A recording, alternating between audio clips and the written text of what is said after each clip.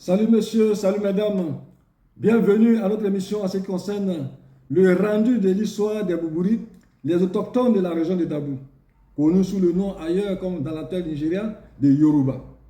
La thématique que nous allons aborder aujourd'hui est les ethnies et les 6 premiers villages installés par la France sur le royaume de Boubouri-Agbaye après le génocide des Boubouri en 1853. Cette région aujourd'hui est appelée la région de Dabou. Nous aurons pour source d'information la tradition orale, l'ouvrage L'homme d'outre-mer de P. Adjouké Sapalmere, qui est une enquête socio-économique diligentée par la distribution locale en 1954-1956.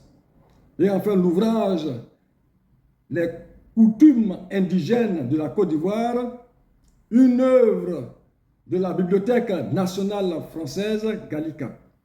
Nous allons commencer notre rendu par l'ouvrage L'homme d'outre-mer de P. Adjouké Sapalmere en sa page 12 à l'INA 3 qui dispose, je cite.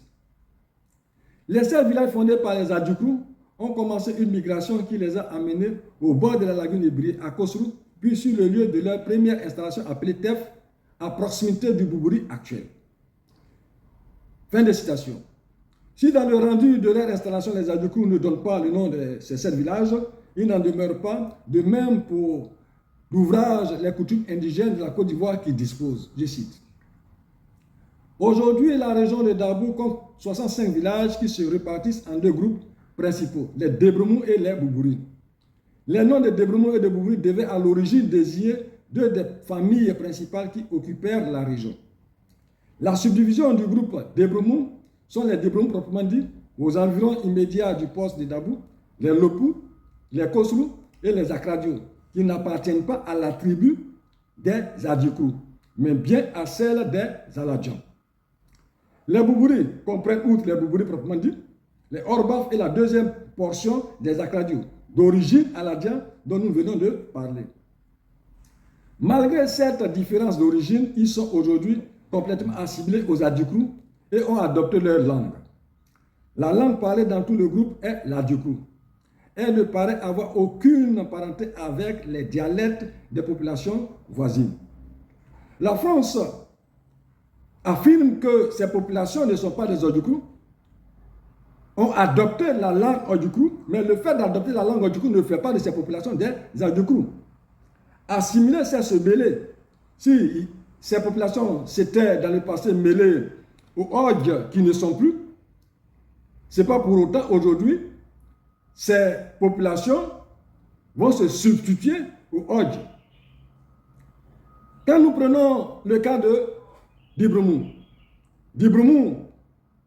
à l'époque de l'élaboration du document intitulé Les coutumes indigènes de la Côte d'Ivoire en 1902, Dibroumou était la cité qu'abritaient les riches commerçants, les sociétés françaises et les cadres de l'administration locale, y compris les indigènes qui travaillaient pour le compte de ces sociétés françaises et aussi de l'administration locale, qui n'a rien à voir avec ce Dibroumou aujourd'hui qui était un campement qui avait été créé pour des raisons d'économie agricole dont nous en reparlerons.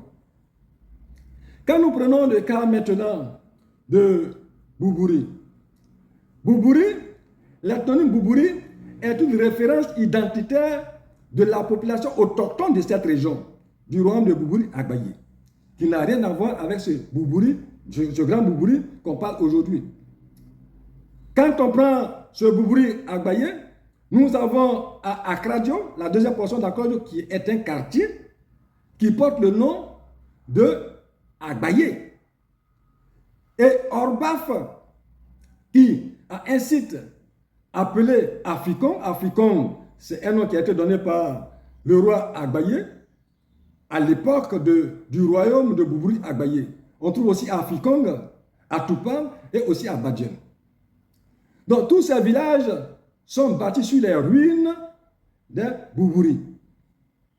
Sur Boubouri actuel, nous avons publié une émission dans laquelle on a eu le témoignage des Adjoukrou qui disent que leur première installation était sur un site appelé Tefak, Ak dans le langage Og veut dire la brousse, le champ. Tefa veut dire le champ de Tef.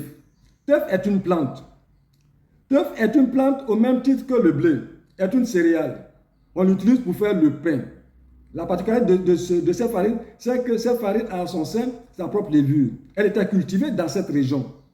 Donc c'était le campement qui abritait les ouvriers qui travaillaient sur le champ de Tef, qui n'a rien à voir avec le village de Boubouri aujourd'hui, qui est l'ethnonyme qui représente une référence identitaire de la population ancienne des autochtones de cette région.